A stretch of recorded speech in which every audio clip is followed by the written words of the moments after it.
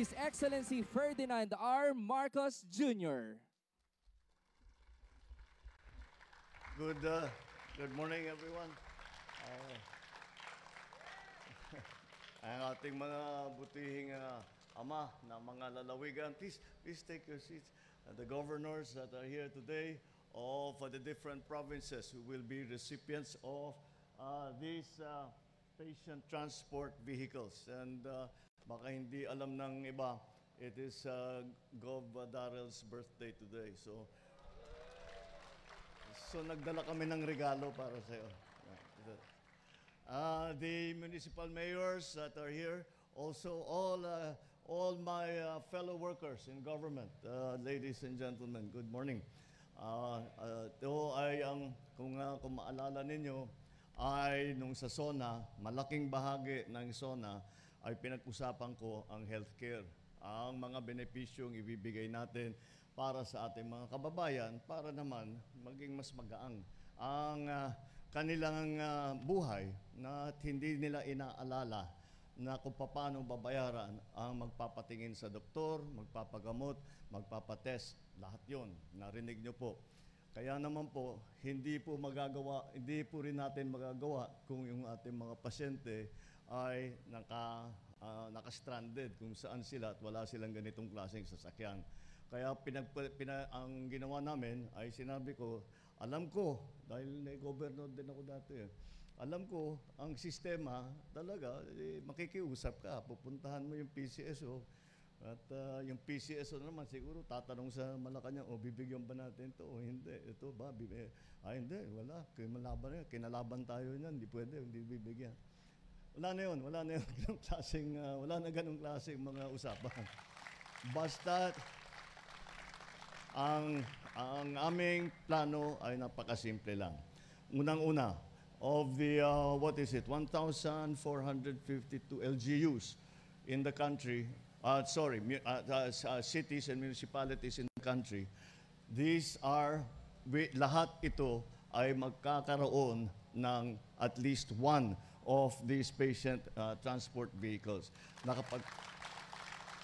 Nakapagbigay na kami since June of 2022, nakapagbigay ng PCSO ng 1,067 sa lahat ng mga ating LGU. At hindi namin muna prioritize yung mga lalaking lungsod, the big cities, because usually meron na silang mga facilities, hindi urgent. Yung mga maliliit ang inuna namin. Yung mga inumpisa natin 4th, 5th, 6th class na municipality. Then slowly we'll work our way back. Ang natin, sana yung kabuuhan ng ating pagbigay nitong patient transport vehicle ay matapos natin within the year. Magagawa na natin. And then, patuloy pa rin ang bigay namin. Kasi yung ibang bayan, malaki naman talaga. Kailangan dalawa. So, titignan na natin, adjust na natin. So, ang minimum bawat bayan, bawat lungsod ay merong ganitong patient transport vehicle. Kung titignan ninyo, hindi ito kagaya ng mga nakikita natin sa television at saka sa sine, yung mga malaki na ambulansya. At may dahilan kung bakit ganito ang aming kinuha. Dahil ito ang pinaka-practical para sa Pilipinas. Dahil ang naging karanasan ng marami na nakakuha nga ng mga magagandang at malalaki na makikintab na ambulansya ay hindi makapasok sa maliliit na iskinita, hindi mapuntahan, hindi pwede mag-off-road dahil kailangan sa kalsada lang, kaya hindi makalapit doon kung saan yung susunduin yung pasyente. At pagka nasira, napakamahal ng pyesa, walang marunong mag-ayos. Ito, yun ang aming pinili na maraming pyesang makuha. Kahit sinong mekaniko kaya itong ayusin. Basta't alagaan lang ninyo at make sure na patagalin natin ito. At susundan po natin ng mga patient transport vehicle para doon pa sa nagkukulang. So patuloy ang aming ginagawa ito. Asahan ninyo na ang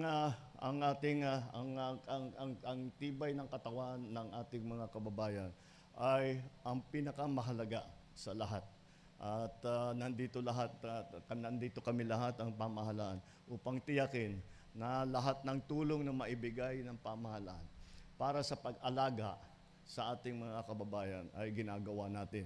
Lahat ng makuha nating pondo na pwedeng gamitin, doon natin ilalagay. Nandito rin, at saka naging yan, at saka education, at saka infrastructure. Dito pa si Sani Angara, Secretary ng DepEd, kasama ko dahil galing naman kami sa isang eskwelahan kung saan kami naglagay ng Starlink para may internet na ngayon doon. For the first time, nakakatuwa yung mga bata, mas marunong doon sa teacher nila kung paano gumamit ng internet. But ngayon, and that is another part of our program, magkakaroon ng internet lahat ng eskwelahan ng buong Pilipinas by the end of this year. At bukod pa doon, magbibigay tayo ng data para libre ang paggamit sa internet, para sa ating mga guro, para sa ating mga estudyante. So all of these are trying to bring together, make it easier. Mahirap na ang buhay. Ang trabaho, ang dapat na iniisip ng gobyerno ay paano pag-aangin ang buhay ng bawat isang Pilipino. And that's what we are trying to do. Tulungan nyo kami. We will do this. Basta't magsama-sama tayo, magtulungan tayo. There is a lot that we can do. We have achieved a great deal, pero patuloy pa natin and so that we can achieve some more. And congratulations sa lahat ng mga naging beneficiary LGUs. Maraming salamat at magandang umaga po sa inyo lahat. Thank you, Mr. President. At this point, may we request the President to kindly grant us a group photo downstage. Likewise, may we invite all our guests to gather at the center.